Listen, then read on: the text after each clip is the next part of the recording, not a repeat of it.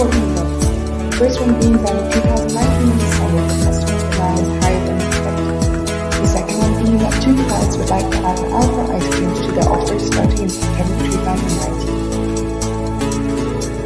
To keep up its sales, the marketing department is considering launching a promotion campaign. So, are you ready for our challenge?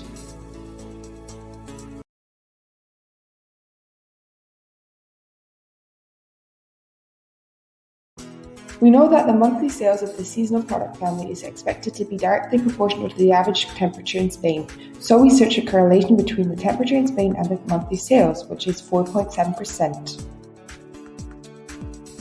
Now, based on the proportion of each ice cream flavor, we can calculate the total sales volume. After having found that there is a perfect correlation between the increase in temperatures and the increase in total sales, we found the demand forecast for each month. We did this by computing the decrease in temperature in percentages and then applying the decrease in percentages to the demand.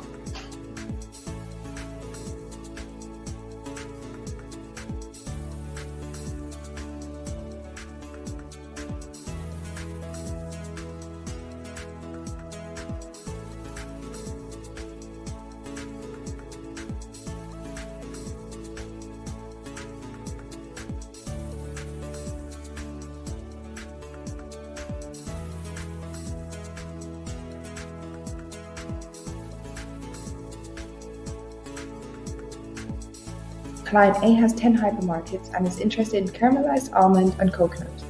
The daily average sales of ice cream are 4 units per store or 40 units per day. Client B has 12 supermarkets and is interested in vanilla and coconut. The daily average sales are 3 units per store or 36 units per day. We use these numbers to calculate the total sales from September to December by multiplying it by the number of working days.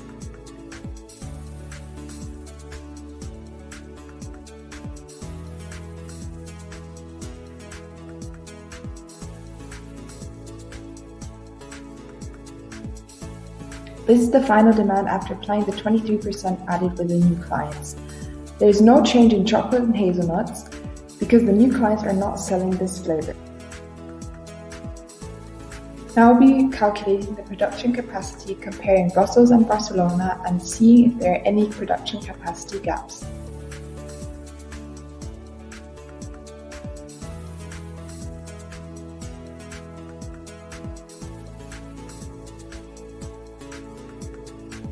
In Barcelona, the speed of this production line is reduced by 8% when producing ice cream. Thus, we have decreased the amount of the table of production by 8%. We multiply the previous units calculated by the weekend and weekday cost to obtain the total cost per month. After having calculated the production line capacity rounded to the upper thousand, we multiply it by the cost and the distance from Brussels to Barcelona. Now we add the transportation cost with the production cost to obtain the total cost in Brussels.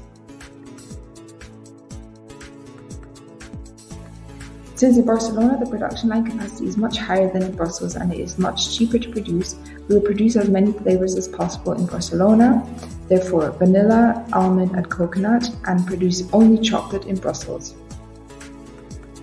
And with the demand of the following month, we see that in Brussels we have a production capacity gap of 41 units in August, and in Barcelona, production capacity gaps of 1,037 units in October.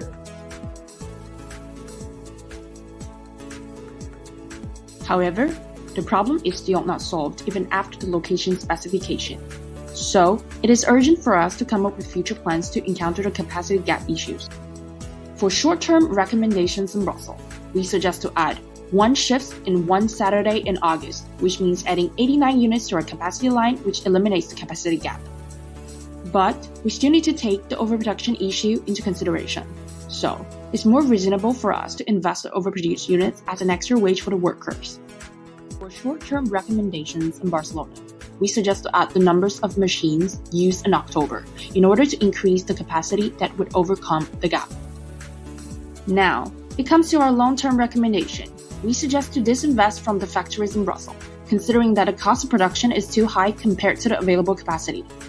Also, eliminating transportation and reduce its carbon emission would benefit the company. Consequently, the savings from disinvestment in Brussels will be used to instead invest more in Barcelona. It's important to note that the disinvestment from Brussels will not raise enough capital to finance the needed increased capacity in Barcelona. Therefore, it is important for us to outsource hazelnut chocolate flavor. We can confirm that a low amount of information is considered to be exchanged when outsourcing. Therefore, Danone could benefit from suppliers' economic of scales which could considerably lower its costs. Finally, all the issues associated with capacity gaps are eliminated, and Danone is able to produce the amount that satisfies its customers.